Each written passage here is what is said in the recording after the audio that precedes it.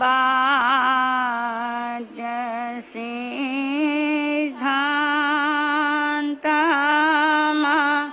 मार्त्य पूज्य श्री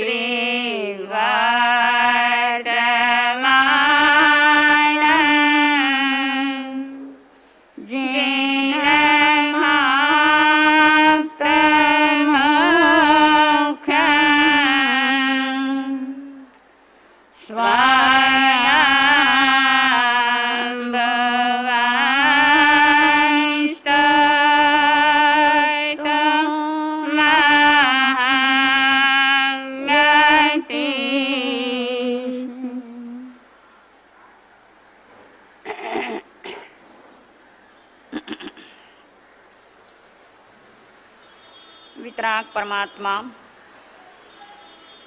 अनंत ज्ञानी अनंत दर्शनी प्रभुवीर जगतना भव्य जीवो समक्ष अमृतमयी वाणीनु प्रवाह वहावता ભવ્યાત્માઓને મોક્ષનો માર્ગ બતાવી ગયા છે. મોક્ષ માર્ગની આરાધના સમ્યક દર્શન, સમ્યક જ્ઞાન અને સમ્યક ચારિત્રથી થાય છે. ત્રિરત્નની આરાધનાનો આરાધક જીવ આરાધના કરતા કરતા અંતર્વૃત્તિઓની નિર્મળતાનો અનુભવ કરતા આત્મ ઉત્થાનને માર્ગે આગળ વધે છે. અનાદિનો અંધકાર છેદાય છે અને આત્મામાં એક પ્રકાશ, એક તેજ, એક પ્રભાવ ફેલાય છે. પરમાધિરાજ પર્યુષણમાં આપણા આસન્ન ઉપકારી ચરમ તીર્થંકર શાસનપતિ પ્રભુ મહાવીર એમના ભૂતકાળને યથાર્થ રીતે જોઈને, જાણીને, સમજીને, આચરીને આપણે પણ મહાવીરત્વ સુધી પહોંચવું છે. પર્યુષણ પર્વની આરાધના આપણે એટલા માટે જ કરવાની છે કે આપણે અનાદિથી ભટકીએ છીએ, એ ભટકાવ બંધ થાય, એ રજળપાટ દૂર થાય અને સ્વમાં સ્થિર થઈ આપણે આપણામાં જ રહીએ. પર્યુષણ પર્વમાં બીજા અનેક કાર્યો થતા હોય, એ પણ કદાચ થવા જરૂરી હોય, પણ એક બાજુ છે વાસ્તવિકતા પોતાના આત્માને તેજ તરફ લઈ જવા માટે છે. ગઈકાલે ભગવાન મહાવીરના આત્માએ જે ભવમાં સમ્યક દર્શન પ્રાપ્ત કર્યું એવા નૈસારના ભવને આપણે જોયો. સમ્યક દર્શનની પ્રાપ્તિ પછી એમનું જીવન વ્રત, નિયમ, ત્યાગ, તપમય રહ્યું. પરિણામે સમ્યક્ત્વ ટકી રહ્યું. સમ્યક્ત્વ પ્રાપ્ત કરી લેવું એક વાત અને એને ટકાવી રાખવું એ બીજી વાત છે. કેટલીક ઉપલબ્ધિઓ થઈ જતી હોય છે, પણ એ થયા પછી એને કેમ જાળવવી એ આપણી ચતુરાઈનું કામ છે. એ જ રીતે આત્મામાં સમ્યક દર્શનની પ્રાપ્તિ થઈ અને એને બહુ લાંબો કાળ સુધી જાળવી શકાય છે. આગમોમાં એવી વાત આવી કે ઉપશમ સંકિત ક્ષાયિક સંકિત અને ક્ષાયોપશમિક સંકિત. ઉપશમ સંકિત અંતર્મુહૂર્તનું, ક્ષાયિક સંકિત અનંતકાળ સુધી અને ક્ષાયોપશમ સંકિત જે છે એ વધુમાં વધુ 66 સાગરોપમ સુધી ટકી રહે છે. સાગરોપમનું માપ બહુ મોટું માપ છે, અરબો ખરબો નહીં, પણ એને મલ્ટીપ્લાય કરો એથી પણ વધુ વર્ષો એમાં વીતી જાય છે. તો એક જાગ્રત જીવ પોતાના સમ્યક દર્શનને ત્યાં સુધી ટકાવી શકે છે. ભગવાન મહાવીરનો આત્મા એવી નિર્મળતાને પામ્યો છે કે એ નૈસાર મરીને પહેલા દેવલોકમાં જાય છે, પણ ત્યાં એનું સમ્યક દર્શન ટકી રહ્યું છે. શું લાભ ત્યાં એને? તમે કહેશો કે ત્યાં તપ ત્યાગ તો થતા નથી, વ્રત નિયમ તો થતા નથી, ગુણસ્થાનની શ્રેણીમાં આગળ વધાતું નથી, પછી દેવલોકની ગતિમાં સમ્યક દર્શન હોય એનો શું મહિમા? તો પ્રભુ કહે છે એનો પણ અચિંત્ય મહિમા છે. સમ્યક દર્શની જીવ કોઈ પણ ગતિમાં હોય, એ ગતિને યોગ્ય સુખ કે દુઃખના સંયોગો આવે, પણ એ સંયોગોમાં એ અટવાતો નથી.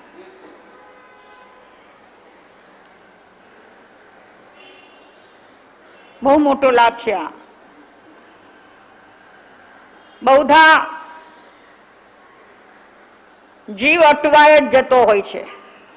જ્યાં જ્યાં જે સંયોગો મળે એ સંયોગોને અનુરૂપ પોતાની જાતને ઢાળી દે છે અને પછી એ ગૂંચવાડામાં ફર્યા કરે છે.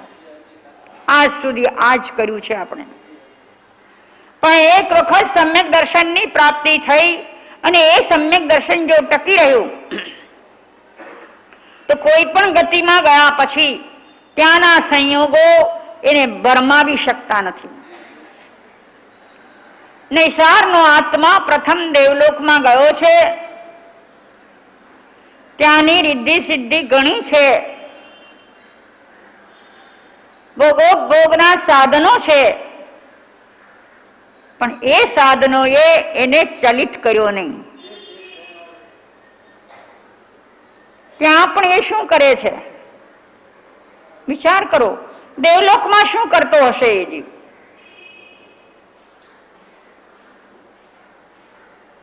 એક વાત એ સમજવા જેવી છે કે જ્યાં સુધી સમ્યક દર્શનની પ્રાપ્તિ નથી થઈ ત્યાં સુધી જીવે બુદ્ધિપૂર્વક ભેદ વિજ્ઞાન કરતા રહેવું પડે છે. ભેદ વિજ્ઞાન એ શું?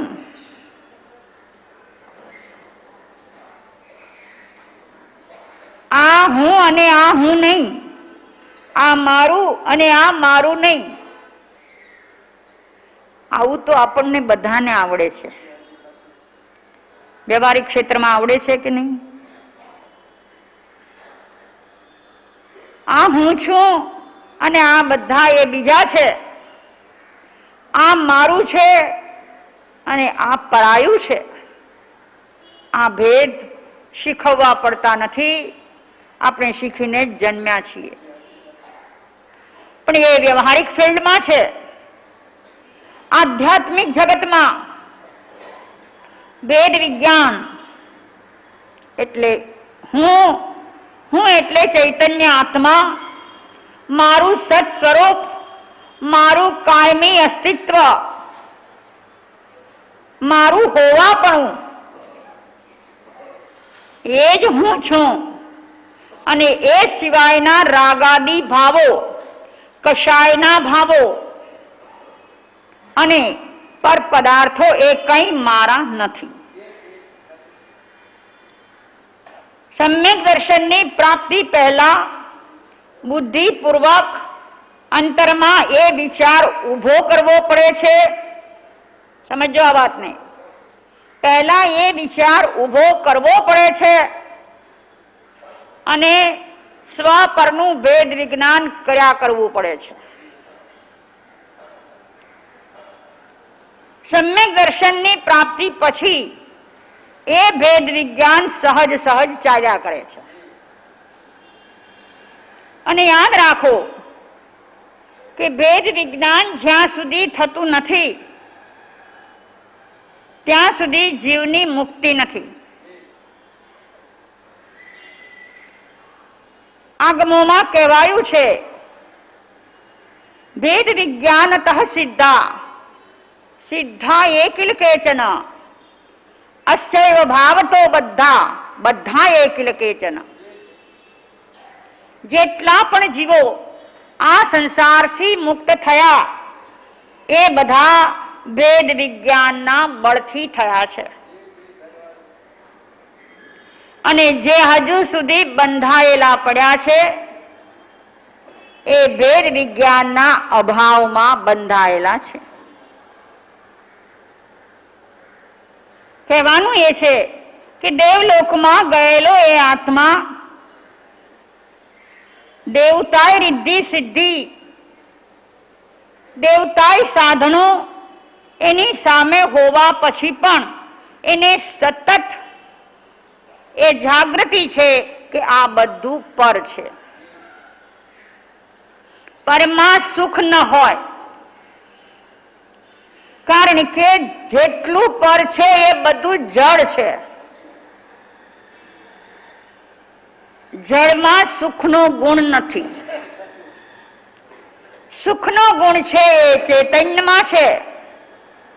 એટલે હું ચૈતન્યમાં જો રમી રહું, ચૈતન્યમાં સ્થિર થાઉં તો હું સુખને પ્રાપ્ત કરી શકું. જળ સાધનો મને સગવડતા આપી શકે, અનુકૂળતાઓ આપી શકે, પણ સુખ કે શાંતિ ના આપી શકે. આ સચોટ શ્રદ્ધા એના અંતરમાં પડી હોય. આપણે આ વાતો સાંભળીને ક્ષણિક માની લઈએ છીએ, થોડી વાર માટે માની લઈએ છીએ કે આ બધામાં સુખ કે શાંતિ નથી, પણ આપણી શ્રદ્ધા સુધી એ વાત પહોંચતી નથી. બુદ્ધિ સુધી, વિચાર સુધી એ વાત રહે છે અને પછી એ ચુકાઈ જાય છે. તો આ મહાવીરનો આત્મા દેવલોકમાં ગયો છે, અપાર રિદ્ધિ સિદ્ધિ છે, એમાં લોભાયો નથી. સહજ સહજ ભેદ વિજ્ઞાન થયા કરે છે અને હું તરફ સ્વ તરફ એની દ્રષ્ટિ છે એ સ્વનો આનંદ માણી રહ્યો છે. હજારો વર્ષ સુધી, લાખો વર્ષો સુધી એ આનંદમાં એ મશગુલ છે. ત્યાંનું આયુષ્ય પૂર્ણ થયું અને ત્રીજા ભવે આજ અવસરપીણી કાળના પ્રથમ તીર્થંકર ઋષભદેવ ભગવાન, જેણે વિશ્વને અસી કૃષિની કળા આપીને સમાજ વ્યવહાર શીખવાડ્યો, જીવન વ્યવહાર શીખવાડ્યો, એકબીજા સંગઠિત થઈને કેમ જીવવું એ શીખવાડ્યું, એવા ઋષભદેવ ભગવાનના પુત્ર ભરત ચક્રવર્તી અને એના પુત્ર તરીકે આ આત્માનો જન્મ થાય છે. ત્યાં એનું નામ છે મરીચી કુમાર.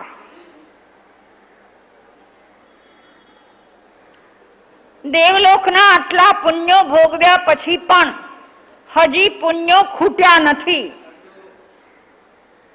જુઓ, આ વિચારજો. પુણ્ય ભોગવવામાં જે રાચી રહે છે એના પુણ્ય ખૂટી જાય છે અને દેવલોકમાંથી નીકળી અને તિર્યંચ ગતિમાં જવું પડે છે. એ પશુ થાય છે, ચોપગો થાય છે, બે પગો થાય છે, જીવજંતુ પણ થાય છે. એવામાં એને ચાલ્યું જવું પડે છે. પણ આ જીવ સમ્યક સાથે લઈને ગયો હતો, એનો સૌથી મોટો પ્લસ પોઈન્ટ હતો કે ત્યાં પુણ્ય ખૂટ્યા નથી. એટલું જ નહીં, પણ એટલા શુભ ભાવમાં એ રહ્યો છે. ત્યાં થતા ઈર્ષા, અહંકાર, ઝઘડા, મારા તારાપણું, વિખવાદ, આ બધું ત્યાં પણ છે. એને કશું કર્યું નથી, એટલે પાપ કર્મો નથી બંધાયા, પુણ્યો બંધાયા છે. એટલા પુણ્યો લઈને મનુષ્ય તો થયો, પણ એક મહાન કુળમાં જન્મ્યો છે. કેવું કુળ છે! મરીચી જે કુળમાં જન્મ્યો, એ કુળ કેવું, જરા વિચાર કરો. માતા મારુદેવા,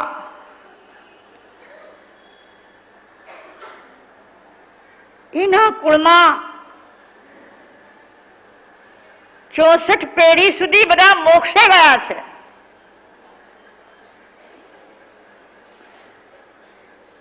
એનો આખો એ પરિવાર, એની પરંપરા મોક્ષની પરંપરા ચાલી છે. કેવા કેવા આત્મા એ કુળમાં આવીને જન્મ્યા હશે, વિચાર કરો.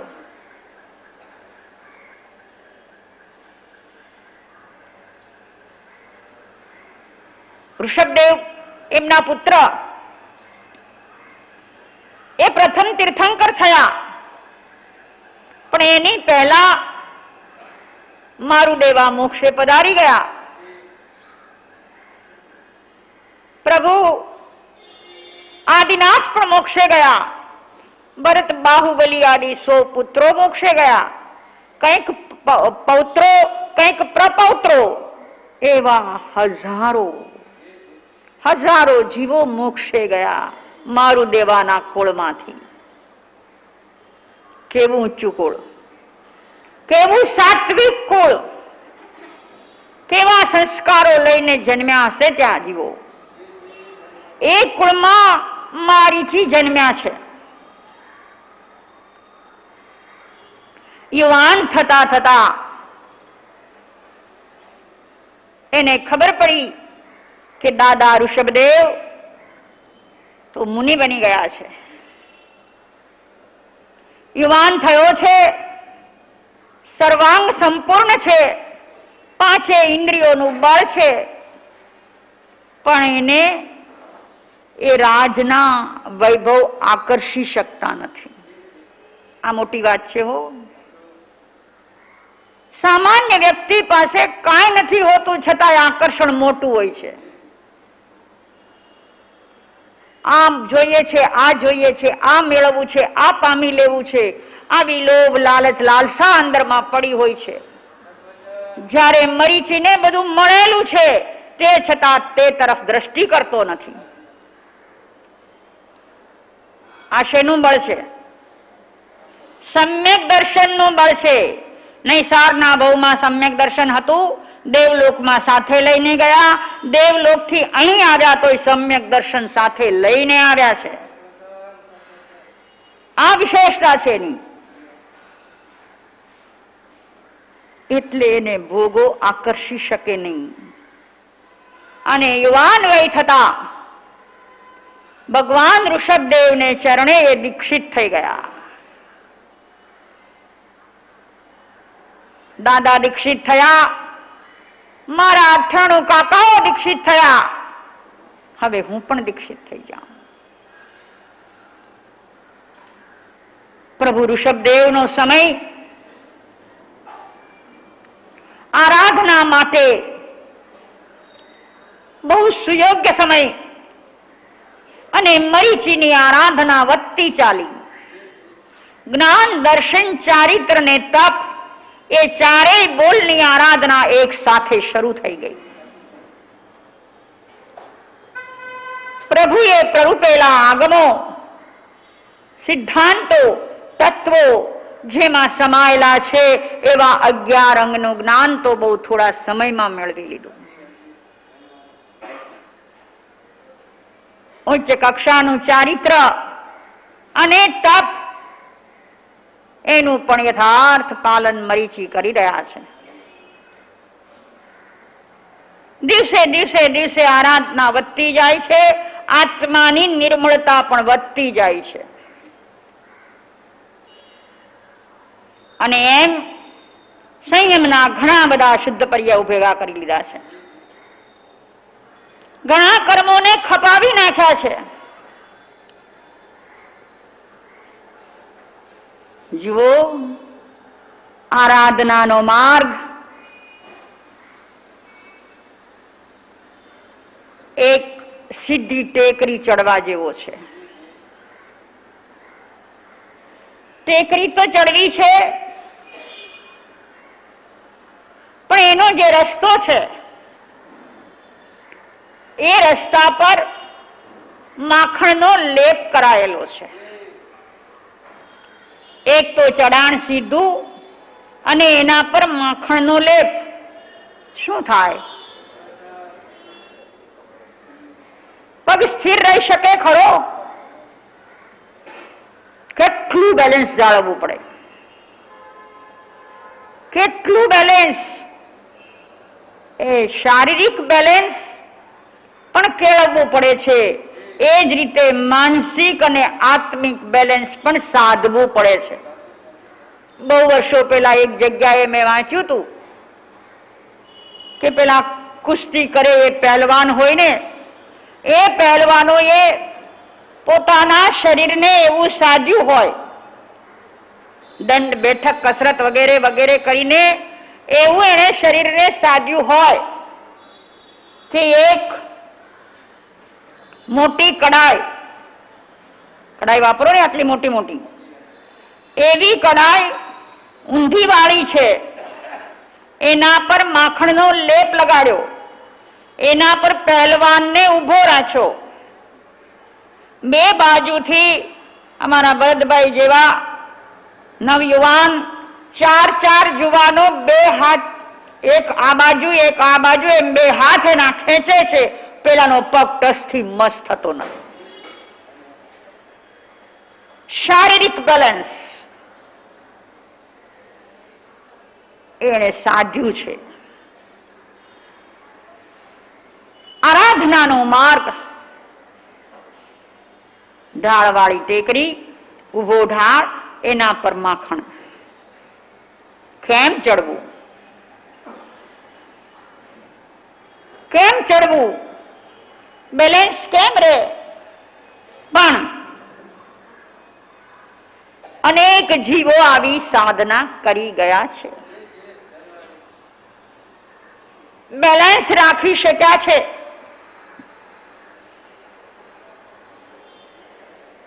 મરીચી ભોગોના લપસણા માર્ગે ના લપસ્યો. ભોગો સામે હતા છતાં એ લપસણા માર્ગે એ ન લપસ્યો. દીક્ષિત થયો, આરાધનાઓ કરી, પણ એક એવો કુઅવસર આવી ગયો. ગૌચરી માટે ગયા છે, ઉનાળાની બપોર છે, ધોમ ધકી રહ્યો છે, ધરતી તપી ગઈ છે. ઉઘાડા પગે, ઉઘાડા માથે ગૌચરી માટે નીકળ્યા છે. પહેલી વાર નહીં હો, અનેક વાર આ રીતે ગૌચરીમાં ગયા હશે. આવા જ વાતાવરણમાં એમણે ગૌચરી કરી હશે. પણ જુઓ, યાદ રાખો કે કોઈ એક એવો અશુભ ઉદય આવી જાય, સાધના કરતા કરતા કરતા કોઈ એક એવો અશુભ ઉદય આવી જાય અને જીવ જો થોડુંક ચૂક્યો, થોડીક ગફલત રાખી તો પછી પગ લપસતા પણ વાર લાગતી નથી.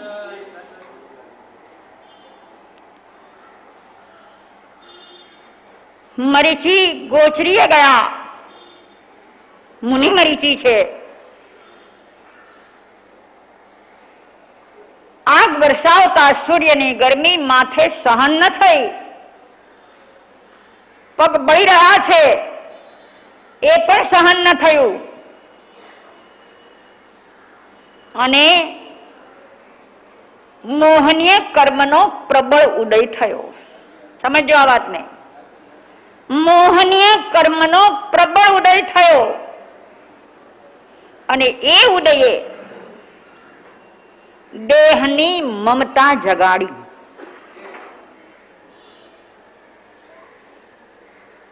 દેહની મમતા એ દૂર થવી બહુ મુશ્કેલ છે.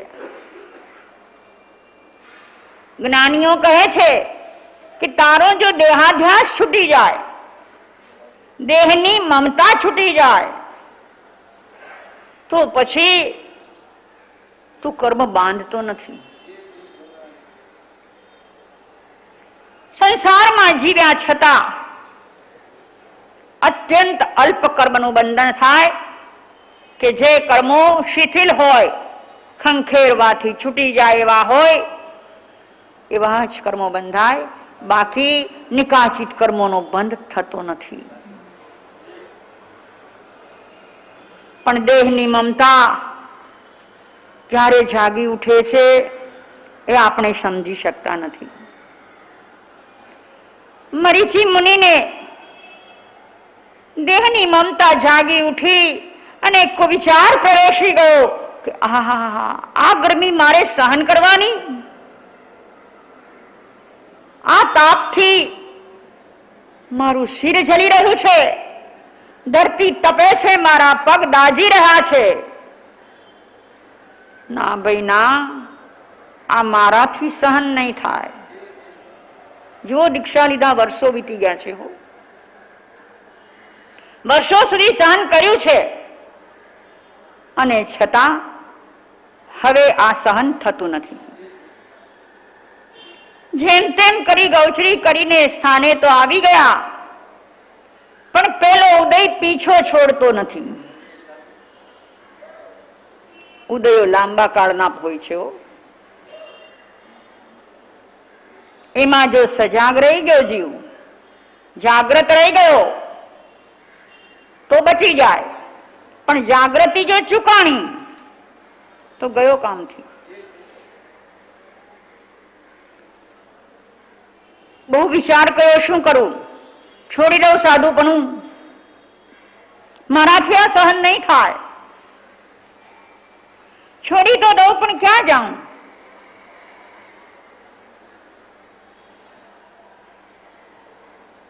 એકવાર વિચાર આવી ગયો કે પાછો રાજમહેલમાં પિતાજીને ત્યાં ચાલ્યો જાઉં. પણ ના, એ ભરત ચક્રવર્તી મારો બાપ એ તો ભગવાન ઋષભદેવના ચરણનો અનન્ય ઉપાસક છે. ચારિત્ર ના માર્ગથી ચ્યુત થયેલાની સામો પણ ન જુએ તો મને એ થોડા રાખવાના છે ઘરમાં. શું કરવું? ઘણો ઘણો વિચાર કર્યો. પાછું રાજમહેલમાં તો જવાય એવું નથી જ. તો પછી આવું સહન ન કરવું પડે એવું કંઈક કરી લઉં. અને ગ્રંથકાર એમ કહે છે કે એને ત્રિદંડીનો વેશ ધારણ કરી લીધો. પગમાં લાકડાની ચાખડી, માથે લાકડાનું છત્ર, ભગવું એક વસ્ત્ર અને એ સિવાયના બીજા બધા સાધનો. અને એ સાધનોથી પોતાને ત્રિદંડી સંન્યાસી કહેવડાવવા માંડ્યો.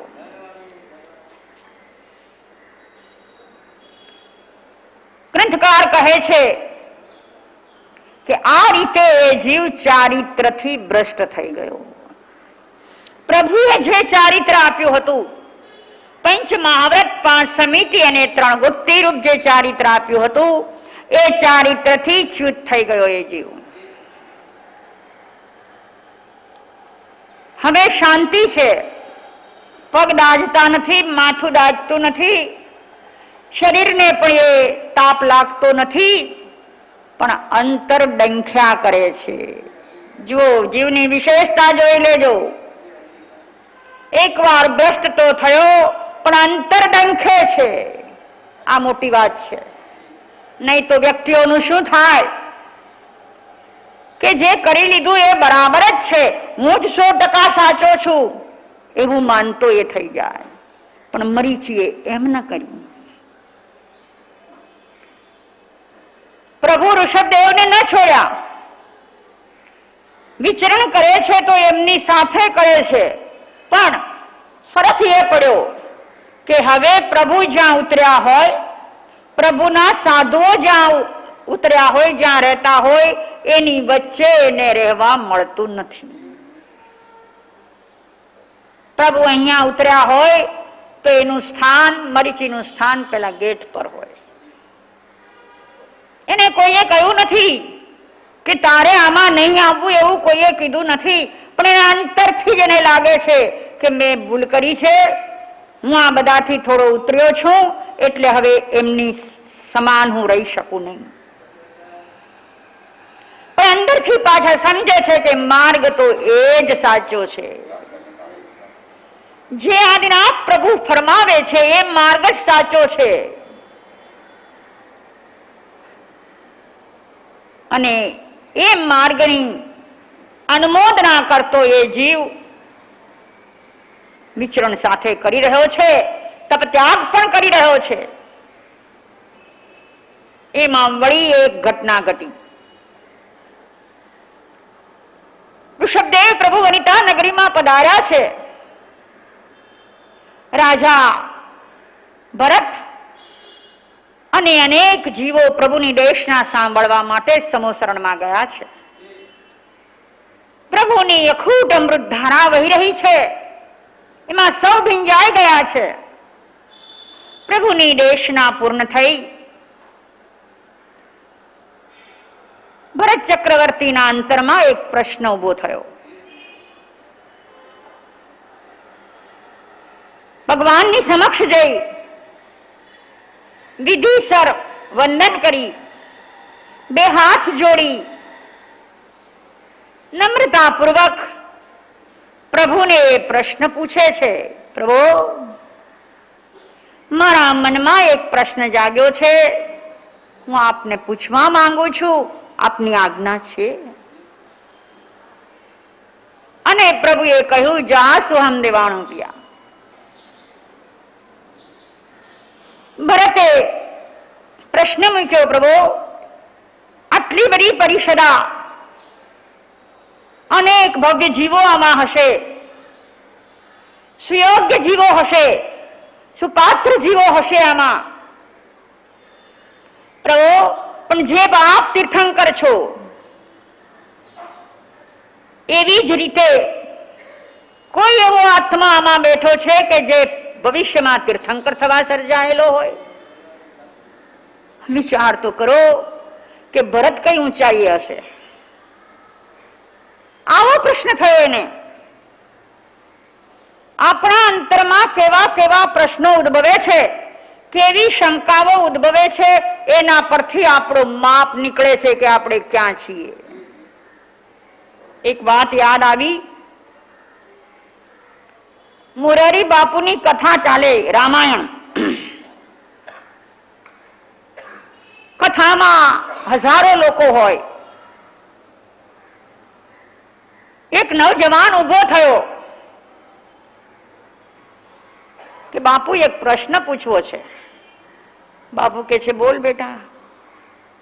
બાપુને ખુશી થઈ કે જવાન પણ બરાબર સાંભળે છે તો જ એને પ્રશ્ન થાય ને, કે બોલ. કે બાપુ,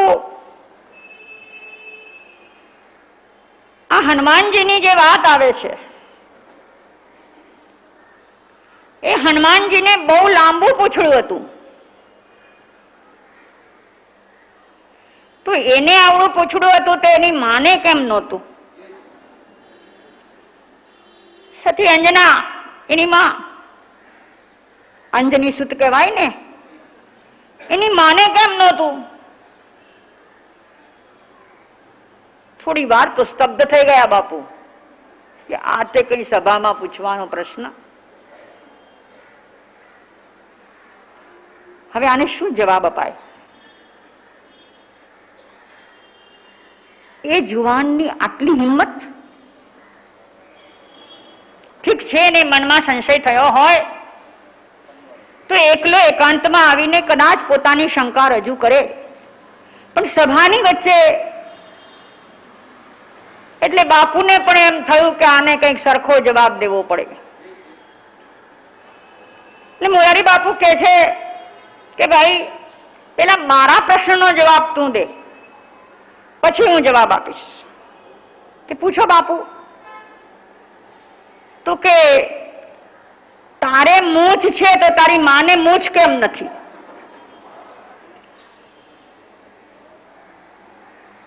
શું કહેવાય એને? શું જવાબ અપાય? મારું કહેવાનું એ છે કે આપણા અંતરમાં કેવી શંકાઓ, કેવા પ્રશ્નો ઉભા થાય છે, એના પરથી આપણી આંતરિક અને માનસિક ભૂમિકા કેવી છે એનું માપ નીકળે છે. ઘણા લોકોને સામાન્ય પ્રશ્ન પૂછતા સંકોચ થતો હોય છે. સાવ સામાન્ય પ્રશ્ન અમારા જેવા કે પૂછી લો, એમાં શું? તો કે ના, કોઈને એમ થાય કે આને આટલું નહીં આવડતું હોય તો એમાં શું વાંધો? એમાં શું વાંધો? કદાચ 5-25 જણા બેઠા છે ને તમે એક સાવ મામૂલી પ્રશ્ન પૂછી લીધો અને બેઠા છે એમાંથી 10 જણને એનો જવાબ આવડતો હોય અને એને એમ થાય કે આટલું નથી ખબર પડતી, તો એમાં વાંધો શું આવ્યો? તો કે ઈગો હર્ટ થયો. આ મારો અહમ તો ગવાય ને. લોકો એમ કેમ સમજે? લોકોમાં અમે એવી ઇમ્પ્રેશન ક્રિએટ કરી છે કે અમે તો બહુ જાણીએ છીએ. છે ને આવી વાત આપણી? અરે વિચાર તો કરો, ભગવતીજી સૂત્રની અંદર ગૌતમના કેટલા પ્રશ્નો છે. તમે ક્યારેય વિચાર કર્યો કે ગૌતમ પણ 4 જ્ઞાનના ધણી હતા, 14 પૂર્વધર હતા, અનેક લબ્ધિધર હતા, મહાસુયોગ્ય સુપાત્ર હતા. એને જે પ્રશ્નો પ્રભુને પૂછ્યા એની એને ખબર નહીં હોય, નહીં જાણતા હોય, છતાં એવા નાના નાના પ્રશ્નો પૂછ્યા. કેમ પૂછ્યા? પોતે જે જાણે છે એ યથાર્થ જાણે છે કે ભૂલ ભરેલું છે, એ સંશોધન કરવા માટે પણ પ્રભુને પ્રશ્ન પૂછ્યો હોય. અનેક જીવો એવા હોય, હમણાં મેં કહ્યું તેમ, કે એ પ્રશ્ન ન પૂછી શકતા હોય તો પ્રભુના મુખથી પ્રશ્નનું સમાધાન નીકળે તો સૌને એ સમજાઈ જાય. પણ મને એમ લાગે છે કે ગૌતમનો ગર્વ એક વખત ઉતરી ગયા પછી પાછો એને ચડ્યો નહીં હોય. પહેલી જ વખત ગૌતમ પ્રભુની પાસે આવ્યા ને ત્યાં એનો ગર્વ ઉતરી ગયો, પછી ક્યારેય ગર્વ ચડ્યો નથી, અહમ આવ્યો નથી, માટે એ પૂછી શક્યા. હા, તો ભરત ચક્રવર્તી જે સુયોગ્ય જીવ છે, ચરમ શરીરી છે, તદભવ મોક્ષગામી છે, સંસારથી અલિપ્ત રહીને જીવવા વાળો છે, ચક્રવર્તી છે, 6 ખંડની રિદ્ધિ સિદ્ધિ છે, છતાં એ સંસારથી નિર્લેપ છે. એને જ આવો પ્રશ્ન થાય અને પ્રભુએ એને જવાબ આપ્યો છે, હે ભરત, મારો પૌત્ર અને તારો પુત્ર આ જે ત્રિદંડીનો વેશ ધારીને સમુસરણની બહાર છે ને, એ આ 24નો અંતિમ તીર્થંકર થશે. ઓહો, સાંભળીને ચક્રવર્તી ધન્ય ધન્ય થઈ ગયા. ધન્ય પ્રભુ, તીર્થંકર થવા વાળો જીવ આ સમુસરણમાં બિરાજે છે. ફરી ભગવાન કહે છે, ભરત, એટલું જ નહીં પણ એ જીવ આ સર્પ રૂપિણી કાળમાં એક વખત વાસુદેવ પણ થશે, એક વખત ચક્રવર્તી પણ થશે અને તીર્થંકર પણ થશે.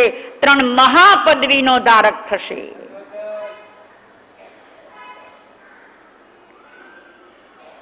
ચક્રવર્તી આ સાંભળી ગદગદ થયા છે અને તરત જ્યાં મરીચી હતા ત્યાં ગયા, ત્યાં એમને વંદન કર્યા. પેલો મરીચી આશ્ચર્યમાં છે કે આ મારા પિતા, મેં આ વેશ ધારણ કર્યા પછી કોઈ દિવસ મારી સામું જોયું નથી. હું ક્યાં છું એની એને ખબર પણ નથી, અને આજે વંદન કરવા આવ્યા છે, મને વંદન કરે છે. આપણે ત્યાં આગમોમાં આવી રીત છે કે પતિત થયેલાને વંદન ન કરાય. ચારિત્રથી જે પતિત થયો છે એ જીવને વંદન ન કરાય. નહીં તો એને પ્રોત્સાહન મળે કે કઈ વાંધો નહીં, હું જીવું છું એ પણ ઠીક છે. તો મરીચીને એમ થાય છે કે આ ભરત ચક્રવર્તી મને કેમ વંદન કરવા આવ્યા છે. એના મુખના હાવભાવથી ચક્રવર્તી જાણી ગયા કે આના મનમાં પ્રશ્ન થયો છે. એટલે એ કહે છે, મરીચી કુમાર, હું તમારા વેશને વંદન નથી કરતો, પણ મને પ્રભુએ કહ્યું કે તમે 3 પદવીના ધણી થવાના છો. વાસુદેવ, ચક્રવર્તી અને તીર્થંકર, હું તમારી વાસુદેવ પદવી અને ચક્રવર્તી પદવીને પણ નમતો નથી, મને એની પણ વિશેષતા નથી, પણ તમારામાં પડેલું જે તીર્થંકરત્વ છે તથા ભવ્યત્વ જે પડ્યું છે કે જેના કારણે તમે તીર્થંકર થશો, એ તમારા ભાવિ તીર્થંકરત્વને, તમે ભાવિ તીર્થંકર બનશો, એ ભાવિ તીર્થંકરને વંદન કરું છું. અને જો આ બીજો ઉદય આવ્યો હો, એક ઉદય આવ્યો કે એને ચારિત્રથી ભ્રષ્ટ કર્યા, આ બીજો ઉદય આવ્યો, હે હું આવા ઉત્તમ કુળમાં જન્મ્યો, મારા દાદા તીર્થંકર, મારા પિતા ચક્રવર્તી, અને હું 3 પદનો ધણી. વાસુદેવ પણ થઈશ, ચક્રવર્તી પણ થઈશ ને અંતે તીર્થંકર પણ થઈશ. એ ભાન ભૂલ્યો તો ભૂલ્યો, પણ નાચવા માંડો. સંન્યાસીના વેશમાં છે, નાચવા માંડો, ગોળ ગોળ ફરવા માંડો. અને ચક્રવર્તીને દુઃખ થયું, અરે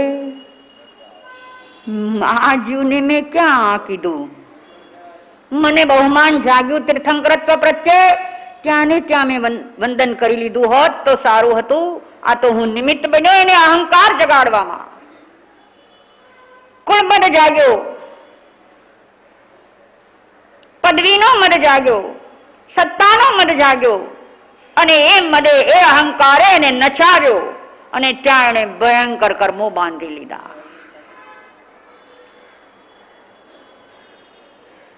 કેવા કર્મો બાંધ્યા કે અનેક ભવો સુધી જિનેશ્વરનો માર્ગ ન મળે.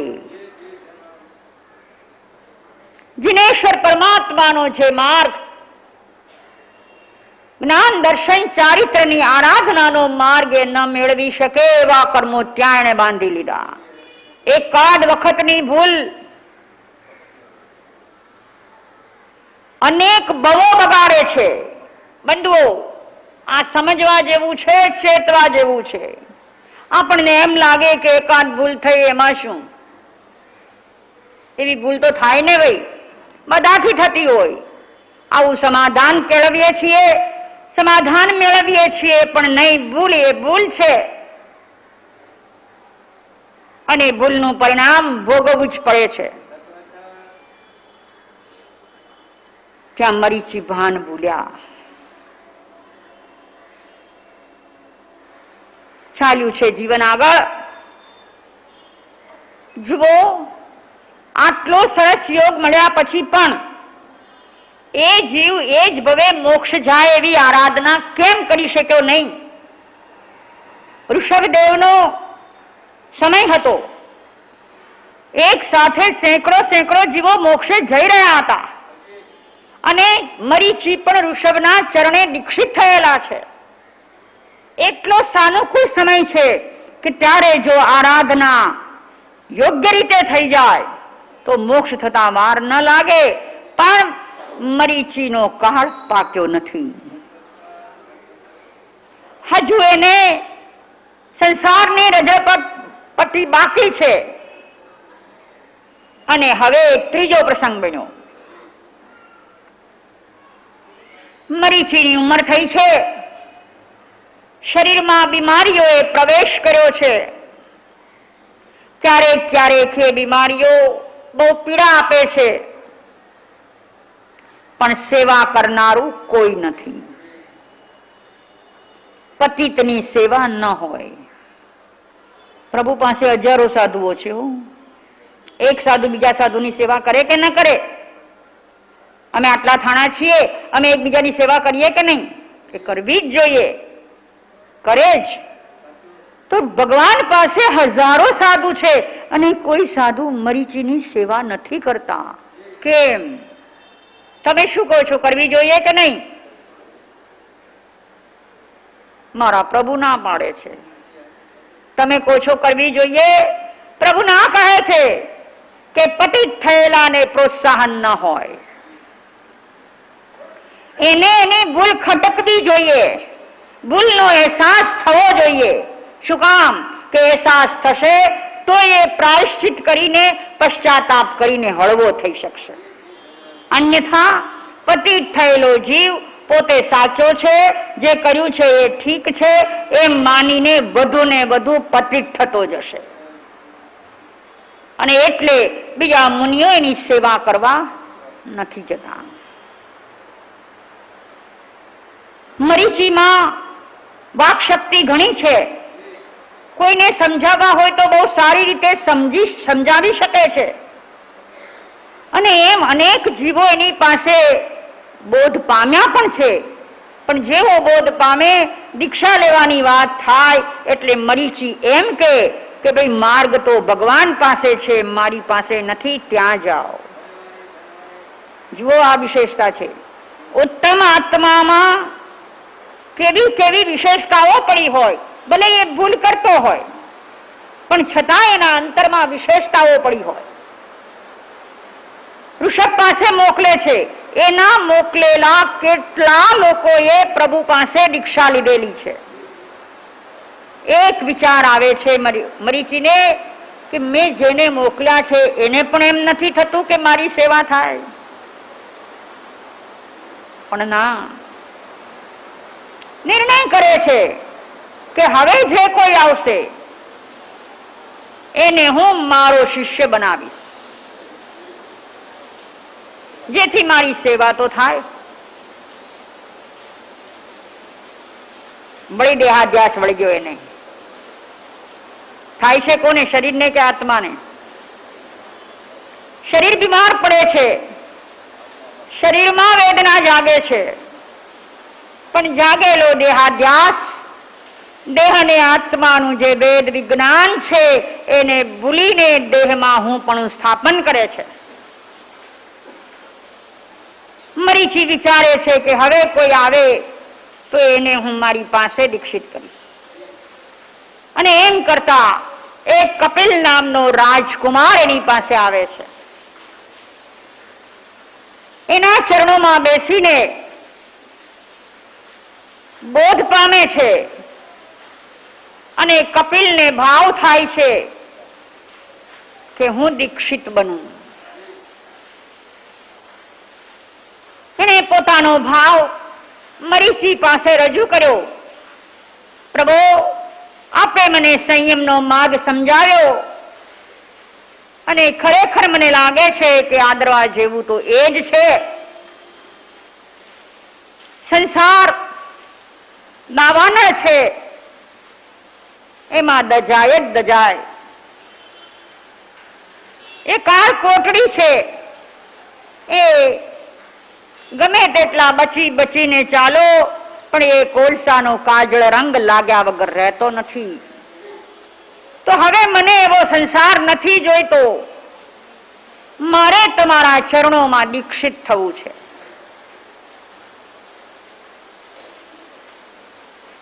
કપિલ બુદ્ધિમાન છે.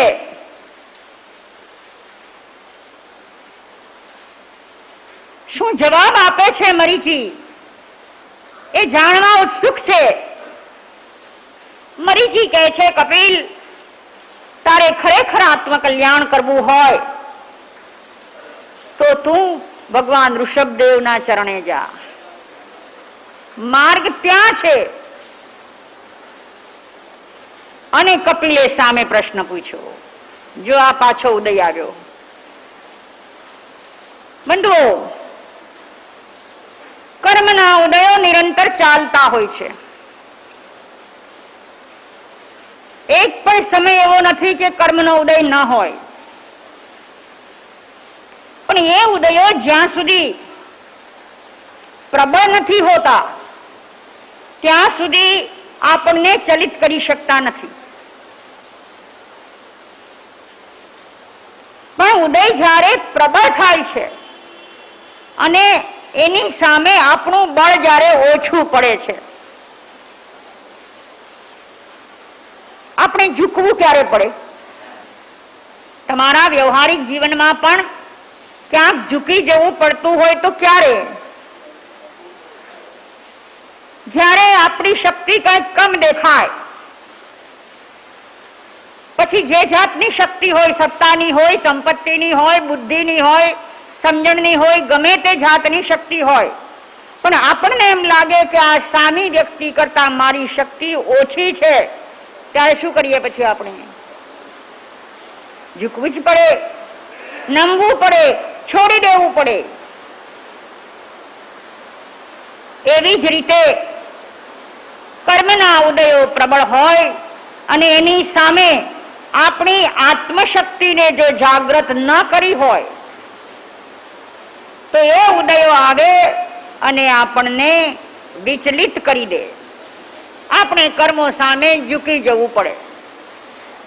વિચાર કરો, આજ સુધી આપણા જીવનમાં જે કંઈ બન્યું, જે કંઈ બની રહ્યું છે, એમાં કર્મો તમારાથી ઝૂકે છે કે તમે કર્મો સામે ઝૂકો છો? જે સંયોગો, જે પરિસ્થિતિ આવીને ઊભી થાય છે એની સામે ઝૂકી જાઓ છો ને? પરિસ્થિતિને ટેકલ કરી શકતા નથી. પરિસ્થિતિમાંથી કંઈ પણ ખોવાય નહીં, કંઈ પણ ચૂકાય નહીં, કંઈ પણ આપણે દેવું ન પડે અને આપણને માર્ગ મળી જાય એવું બહુધા બનતું નથી. એનો અર્થ એ છે કે કર્મ શક્તિ પ્રબળ છે અને આત્મશક્તિ એની સામે રાંકડી થઈ ગઈ છે. યાદ રાખો, મહાસાધકને પણ જો આવું બનતું હોય, આમાં બે પ્રકારના વ્યક્તિઓ હોય છે. જ્યારે કોઈ સાધકની વાત કરીએ કે સાધકને આવું બન્યું તો તરત મોટા ભાગના વ્યક્તિઓ 80, 85, 90, 95% લોકો એમ કહેશે કે ભાઈ એને એવું બન્યું તો આપણે કઈ વિસાતમાં? શું કહેશો? આપણે કઈ વિસાતમાં? આપણને તો એવું થાય જ ને.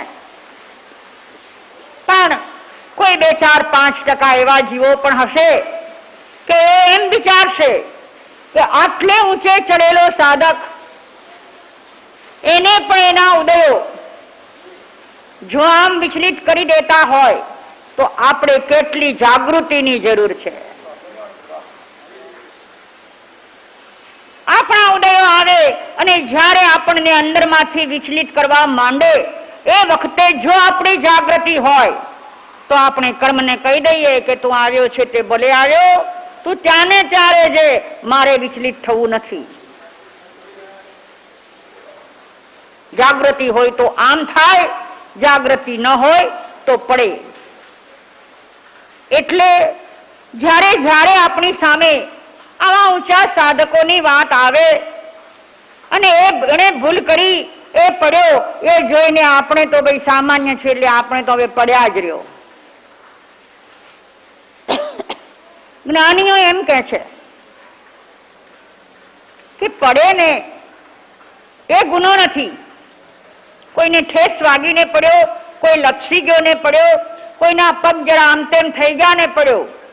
પડે તો ખરો, પણ પડ્યા પછી તરત બેઠું થઈ જવાનું હોય. પડે પછી પડ્યો જ રે. અરે તમારું એક નાનકડું બાળક 3-4 વર્ષનું પણ ચાલતા ચાલતા પડી જાય અને જો એ પડ્યું રે તો એ તમારા હાથનો માર ખાઈને ઉઠે છે. એક વખત મારી નજરે મેં જોયું, મુંબઈના એક પરામાં એક યુવાન બેન હાથમાં એક નાનકડું બાળક તેડ્યું હતું અને આંગળીએ કંઈક 4-5 વર્ષનું બીજું બાળક હતું. રસ્તે ચાલી જતી હતી અને આટલો બધો તો નહીં પણ થોડોક ટ્રાફિક હતો. એમાં પેલું છોકરું માંડ માંડ બચ્યું. જરાક કંઈક ધક્કો સાયકલનો કે શેનો ધક્કો વાગ્યો, છોકરો પડી ગયો. બહુ કઈ વાગ્યું નહીં, સહેજ છોલાણો હશે. માનું ધ્યાન આમ ક્યાંક બીજું જોવામાં હતું, પણ પેલો પડી ગયો. બરાબર એ ટાઈમે હું ગોચડી નીકળી હતી અને મેં જોયું છોકરાને એવો જોરથી ધબ્બો મારીને ઉભો કર્યો. ધ્યાન રાખતો નથી.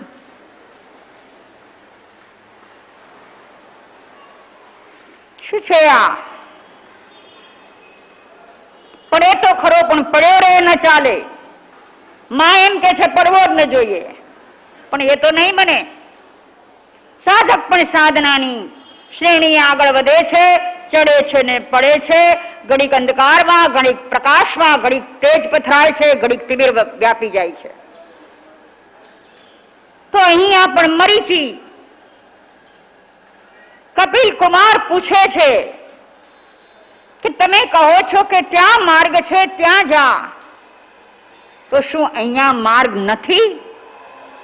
જુઓ આ પ્રશ્ન આજ સુધી કોઈએ પૂછ્યો નહોતો.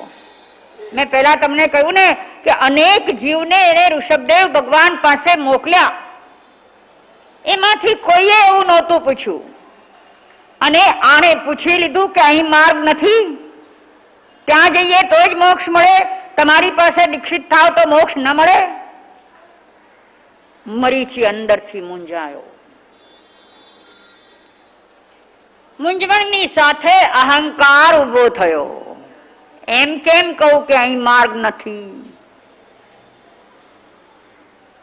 એટલે કે છે કપિલા ઈથમ્પી ઇહ્યમ્પી, ત્યાં પણ માર્ગ છે અને અહીંયા પણ માર્ગ છે. આ શું કર્યું એને? આપણી આગમિક ભાષામાં એને ઉત્સૂત્ર પ્રરૂપણા કરી, એટલે જે નથી એવી પ્રરૂપણા કરી. માર્ગ મરીચીના વેશમાં, મરીચીની માન્યતામાં માર્ગ નહોતો જ. માર્ગ તો ઋષભદેવ જે બતાવતા હતા એ જ માર્ગ હતો. આજ સુધી એની આ શ્રદ્ધા બરાબર રહી હતી. મરીચીની શ્રદ્ધા ટકી રહી હતી અને આજે આ કપિલના પૂછવા પર એ શ્રદ્ધા વિચલિત થઈ ગઈ. ઉત્સૂત્ર પ્રરૂપણા કરી. આનંદ ગંજી મહારાજ કે છે પાપ નહીં કોઈ ઉત્સૂત્ર ભાષણ જીસ્યો. વિતરાગની વાણીથી વિરુદ્ધ કહેવું એના જેવું મોટું પાપ એક પણ નથી. જુઓ આ એક વિચારણીય પ્રશ્ન છે. આજના ભણેલા ગણેલા લોકો, ગણેલા નહીં હો, ભણેલા એજ્યુકેટેડ જેને તમે કહો છો, ડિગ્રીધારી કહો છો, પદવીધારી કહો છો, જે હોય તે, એ લોકો એવું કે છે કે ભાઈ આગમમાં તો પ્રભુ આવું બધું કે, પણ એને થોડી ખબર હતી કે આ કાળમાં આવું બધું ચાલશે. કાળને અનુરૂપ બધું પરિવર્તન થવું જોઈએ. પ્રભુને ક્યાં ખબર હતી કે આવું મુંબઈ જેવું શહેર બનશે અને મુંબઈ શહેરમાં આટલા આટલા આટલા આટલા સંયોગો ઉભા થશે, આવા વ્યક્તિઓ હશે, આવા વૈજ્ઞાનિક આવિષ્કારો હશે. આવી મોટી મોટી કંપનીઓ હશે, આવું બધું ભગવાનને ક્યાં ખબર હતી? એટલે તેને એના કાળમાં જેવું ચાલતું હતું એ પ્રરૂપણા કરી. આ સાચી વાત. જો તમે પ્રભુને સર્વજ્ઞ તરીકે માનતા હો, એ ત્રિકાળજ્ઞ છે, ભૂત ભવિષ્ય વર્તમાન ત્રણેય કાળને જાણનારા, એવું જો તમે સ્વીકારતા હો, તમારી શ્રદ્ધામાં જો એ બેઠેલું હોય, તો તમે આ નહીં બોલો.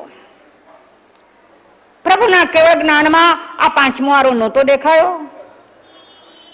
પાંચમોય દેખાયો છે, છઠ્ઠોય દેખાયો છે, અને પછીના બધા દેખાયા છે, પૂર્વના બધા દેખાયા છે. હા, એ વાત સાચી છે કે સમયાનુસાર બાહ્ય આચારમાં, સમજો આ વાત, સમયાનુસાર બાહ્ય આચારમાં કરવો પડે એટલો ફેરફાર કરવો જોઈએ, પણ એનાથી મૂળ ગુણ જે છે એ મૂળ ગુણ તો એમ જ દ્રઢ રહેવા જોઈએ. ઉપરથી ડાળીઓ વધે ને કાપી નાખવી પડે તો માળી કાપતો હોય છે, ફળ ઉતારવા પડે ઉતારી લે છે, ફૂલો લેવા પડે લઈ લે છે, પણ મૂળ, તમારા મકાનની બાજુમાં કોઈ મોટું ઝાડ હોય અને એ ઝાડની ડાળીઓ તમારે અંદર આવે એવું તમને લાગતું હોય તો મૂળમાંથી ઝાડ ઉખેડો કે ડાળીઓ કાપો? એ કરવું પડે, પણ મૂળ ગુણને ક્યાંય આંચ ના આવવી જોઈએ. આપણી શ્રદ્ધા જેટલી ઢીલી હશે એટલી ઉચ્ચસૂત્ર પ્રરૂપણા આપણે કરશું. પ્રભુએ આગમમાં નથી કહ્યું એવું પણ કહેશું, અને એને જે કહ્યું છે એનાથી વિરોધમાં પણ જવું. એટલે શિવાજી પાર્કના દરિયે જવું, 4 વાગ્યામાં જવું પડે. કરશનભાઈ અને ઉપાશ્રયનો ગુરખો બે સાથે ચાલે કે સાધ્વીજી તમને એકલા ન જવા દેવાય. રોજ સવારમાં 4 વાગ્યામાં કરશનભાઈ આવી જાય. અને અમે 5-6, ત્યારે અમારું તેરથાણાનું ચોમાસું હતું, આજે ફરી તેરથાણાનું થયું છે. 89માં તેરથાણા દાદરમાં હતા. અમે 4-5-6 સાધ્વીઓ હોઈએ, કરશનભાઈ હોય, ગુરખો હોય, શિવાજી પાર્કના દરિયે જઈએ. એ લોકો દરિયાથી થોડા દૂર ઉભા રહે અને અમારું કામ પતાવી અમે બહાર આવીએ. એમાં એક વખત એવું બન્યું કે એક ભાઈ કંઈક 55-60ની ઉંમરના હશે, હાથમાં એક બેગ હતી અને આમ તેમ આટા મારતા હતા. એવા ટાણામાં કરશનભાઈને એમ થયું કે આ ભાઈને અત્યારે કેમ આટા મારતા હશે. એટલે એને પૂછ્યું કે ભાઈ તમે કોણ છે? અમને કીધું માસી તમે ઉભા રહ્યો, જરા હું આને વાત કરીને આવું. કે ભાઈ તમે કોણ છો? તો કે ભાઈ મને દાદર સ્ટેશને જવું છે પણ ટેક્સી મળતી નથી. પણ તમે છો કોણ? તો કે હું એક્સ મિનિસ્ટર છું. કરશનભાઈ તો એ એરિયાના બહુ જાણીતા. એવા ટાણામાં કોઈનું ઘર ખખડાયું, બેલ મારી અને ભાઈને બહાર કાઢ્યો કે ભાઈ તારી ગાડી લે, આને સ્ટેશને મૂકી આવજા. એ જયારે મિનિસ્ટર હશે ત્યારે કેવો ફરતો હશે? માથું આમ નીચું થતું હશે કે આમને આમ રહેતું હશે? શું વેલ્યુ? આ વિશ્વમાં આપણી વેલ્યુ શું છે? અને છતાં અહંકારથી ભરાયેલા હોઈએ છીએ આપણે. કેવડો મોટો અહંકાર કે હું એટલે શું? આઈ એમ સમથિંગ. સમથિંગ એટલે શું મને કહો? થિંગ શબ્દ જે છે એનો વાસ્તવિક ગુજરાતી અર્થ શું? થિંગ શબ્દ છે ને, THING, એ થિંગ શબ્દનો વાસ્તવિક ગુજરાતી અર્થ શું? વસ્તુ. વસ્તુ એટલે જડ. આઈ એમ જડ. જે બોલે છે ને આઈ એમ સમથિંગ, કે માને છે સમથિંગ, એ જડ છે, ચેતન નથી. આ વિશ્વમાં આપણી કોઈ બિસાત નથી, અને છતાં અહંકાર લઈને આપણે ફરતા હોઈએ છીએ. થોડી વાર બેસીને અંતરાવલોકન જો કરશું તો આપણને સમજાશે કે આપણે કોણ છીએ ને ક્યાં છીએ.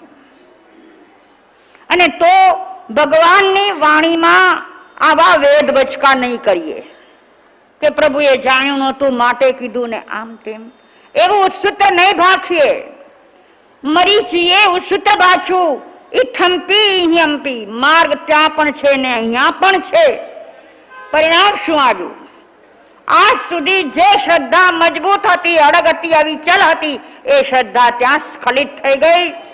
એને આગમિક શબ્દોમાં કહીએ તો સમ્યક દર્શન ચાલ્યું ગયું. બહુમૂલ્ય પદાર્થ એને મળ્યો હતો, બહુમૂલ્ય સ્થિતિ એની પેદા થઈ હતી, બહુમૂલ્ય દશાએ પહોંચ્યો હતો. એ દશાથી પટકાયો તો ક્યાં ગયો? પહેલે ગયો મિથ્યા દર્શનમાં ચાલી ગયો. માટે બંધુઓ, બહેનો, ખાસ કહું છું કે આપણા જિનેશ્વર પરમાત્મા, સર્વજ્ઞ સર્વદર્શી પરમાત્મા, ત્રણેય કાળ ત્રણેય લોકને જાણનારા પરમાત્મા, એમની વાણી તમને ન સમજાય તો ક્ષમ્ય છે. એમને જે કંઈ પ્રવૃત્યું છે એ ન કરી શકો તો પણ ક્ષમ્ય છે. પણ ક્યારેય મનમાં વિચાર પણ ન લાવશો અને બોલશો પણ નહીં કે પ્રભુએ એ વખતે કંઈ આ બધું જોયું નહીં હોય એટલે કહી દીધું. ના, એવું નહીં કહેતા. પ્રભુના જ્ઞાનમાં બધું જ આવેલું છે. પ્રભુના જ્ઞાનમાં આપણે પણ આવેલા છીએ કે આવા વાંકા ને જડ લોકો ઉત્પન્ન થવાના છે. આપણે દેખાઈ ગયા છીએ ને હો. એટલે જ પ્રભુએ કેટલીક બીજી પ્રરૂપણાઓ કરી હતી. આજે અવસર નથી, અવસરે એ પ્રરૂપણાની વાતો કરીશું. પણ ઉત્સૂત્ર પ્રરૂપણા ક્યારે કરવી નહીં. મરીચીએ ઉત્સૂત્ર પ્રરૂપણા કરી સમ્યક દર્શનથી પતિત થયો, મિથ્યા દર્શની થયો. એ પછી અનેક વર્ષો સુધી એને એ વેશમાં રહ્યો છે, ઋષભદેવની સાથે રહ્યો છે. પણ પેલા ચારિત્રથી ભ્રષ્ટ થયો અને પછી દર્શનથી, સમ્યકથી, શ્રદ્ધાથી. શાસ્ત્રો કહે છે ચરિત ભઠ્ઠા સિજ્જઈ, દંસન ભઠ્ઠા નો સિજ્જઈ.